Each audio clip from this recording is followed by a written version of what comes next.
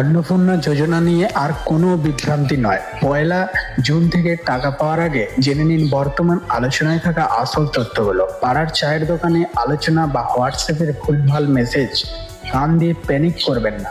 কোনো যোগ্য মানুষ যেন এই সুবিধা থেকে বঞ্চিত না হন, এই উদ্দেশ্য এই তথ্যগুলি তুলে ধরা হলো। নিজের নিয়মগুলো ভালো করে মিলিয়ে নিন। কারা এই টাকা পাবেন না? বয়সের শর্ত: যাদের বয়স 25 বছরের কম কিংবা 60 বছরের বেশি তারা এই সুবিধা পাবেন না। শুধুমাত্র 25 থেকে 60 বছর বয়সী মহিলারাই এই টাকা পাওয়ার যোগ্য বলে বর্তমানে যে তথ্য সামনে আসছে তাতে জানা যাচ্ছে। স্বামী বা পরিবারের অন্য কারো চাকরি উপার্জন কি বাধা হবে? একেবারেই নয়। আপনার স্বামী সরকারি বা বেসরকারি যত বড়ই চাকরি করুক না কেন, ব্যবসা করুক না কেন, কিংবা পরিবারে অন্য কেউ, বাবা, দাদা, ভাই, বোন, মা, যত ইচ্ছা উপার্জন করুন বা ইনকাম ট্যাক্স দিক, তাতে আপনার টাকা পাওয়ার ক্ষেত্রে কোনো সরাসরি বাধা নেই। শর্ত শুধু একটাই: আবেদনকারী মহিলার নিজের যেন কোনো সরকারি স্থায়ী চাকরি বা নিজস্ব করযোগ্য আয় না থাকে। কারা এই অনুদান পাবেন না? চাকরি ও করেন।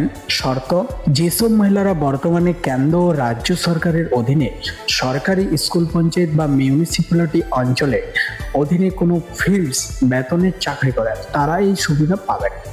যারা সরকারি চাকরি থেকে সরাসরি পেনশন পান তারাও এই সুবিধার বাইরে থাকবেন। বেসরকারি চাকরি বা নিজস্ব ব্যবসা, দোকান, বুটিক ইত্যাদি করেন এবং বছরের নির্দিষ্ট সীমার উপরে আয় করেন, তাদের নিয়মিত ইনকাম ট্যাক্স দেন, তারাও এই সুবিধা নাও পেতে পারেন বলে আলোচনা চলছে।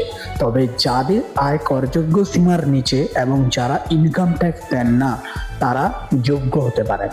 পেনশন ও ফ্যামিলি পেনশন নিয়মের: স্বামী জীবিত থাকাকালীন তিনি পেনশন পেলে স্ত্রী যদি গৃহবধূ হয় তাহলে তিনি এই সুবিধা পেতে পারেন বলে জানা যাচ্ছে।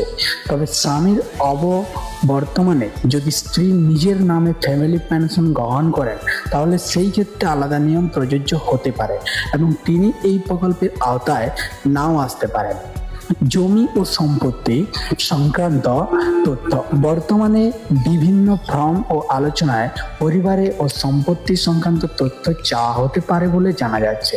অনেক জায়গায় শোনা যাচ্ছে আবেদনকারী বা পরিবর্তনের নামে পরিবারের নামে জমি, বাড়ি বা সম্পত্তি থাকলে সেটি যাচাই করা হতে পারে। তবে শুধুমাত্র জমি থাকলে কেউ অযোগ্য বা যোগ্য এমন কোনো স্পষ্ট এবং চূড়ান্ত সরকারি ঘোষণা এখনো পর্যন্ত প্রকাশ্যে আসেনি। তাই জমি বা সম্পত্তি থাকলেও আবেদন করার সময় সঠিক তথ্য প্রদান করাই সবচেয়ে নিরাপদ। থেকে আবার নতুন করে আবেদন করতে হবে।